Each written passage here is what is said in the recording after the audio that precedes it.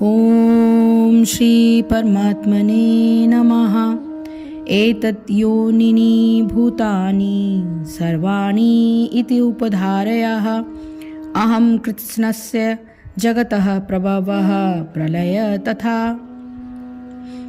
एतत् यानी ये दोनों शक्तियाँ, योनिनि जिनके जन्म के स्रोत, योनियाँ, भूतानि प्रत्येक सृष्ट पदार्थ, सर्वाणि सारे, इति इस प्रकार, उपधारय जानो, अहम मैं, कृत्स्नस्य संपूर्ण, जगत जगत का,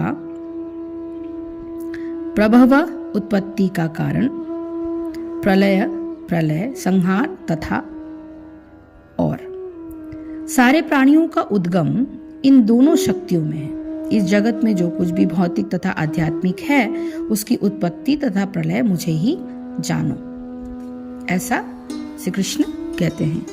जिनकी वस्तुएं विद्यमान है, जितनी भी वस्तुएं संसार में विद्यमान हैं, वे पदार्थ तथा आत्मा के प्रतिफल है।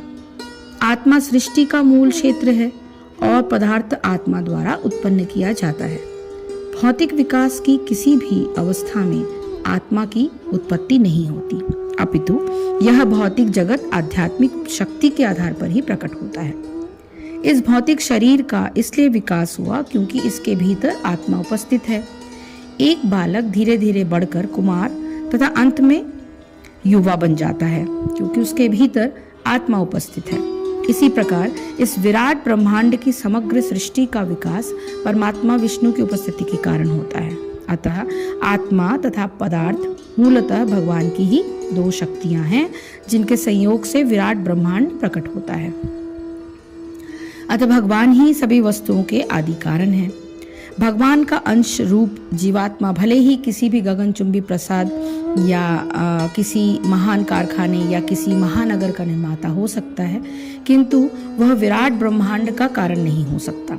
इस विराट ब्रह्मांड का सृष्टा भी विराट आत्मा या परमात्मा है और परमेश्वर कृष्ण विराट तथा लघु दोनों ही आत्माओं के कारण हैं। अतः वे समस्त कारणों के कारण हैं। इसकी पुष्टि कठोपनिषद में की गई है। नित्यो नित्यानाम चेतनश्चेत नानाम।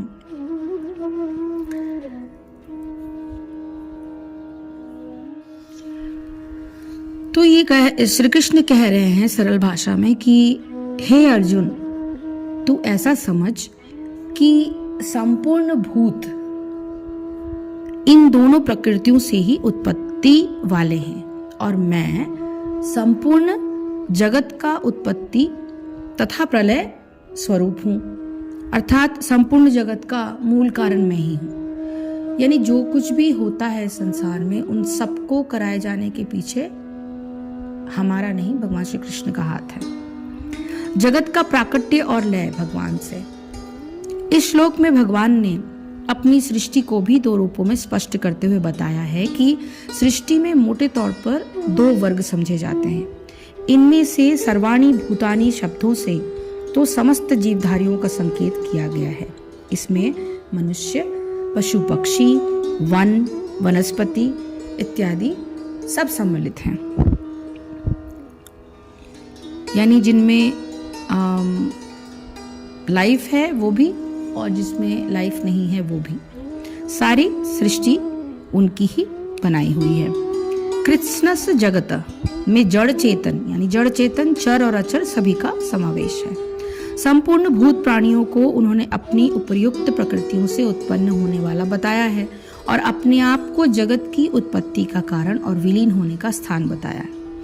यह वर्णन शैली इसलिए अपनाई गई क्योंकि कुछ लोग ऐसा समझते हैं कि जीवधारी प्राणी तो चलते फिरते दिखाई देते हैं, उनमें तो भगवान की स्थिति मानी जा सकती है, परंतु जो जड़ संसार है वो तो अचेतन है, उसमें भी परमात्मा स्थित है। ऐसा मानना कुछ लोगों को कठिन प्रतीत होता है। कुछ लोग ये नहीं समझ पाते कि पत्थर में कैसे कोई भी किसी भी तरह का प्राण होता है या फिर कोई पड़ी हुई वस्तु में किस तरह से उसमें प्राण हो सकता है।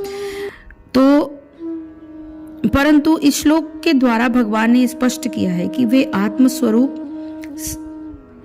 रूप में सब में अवस्थित हैं उनका तात्पर्य यह है कि जितने भी जड़ चेतन पदार्थों में अस्तित्व दिख पड़ता है, उस अस्तित्व का प्राकट्य भगवान के सत्तावान होने के कारण है। इसमें समस्त जीवधारी और जड़ सृष्टि आ जाते हैं।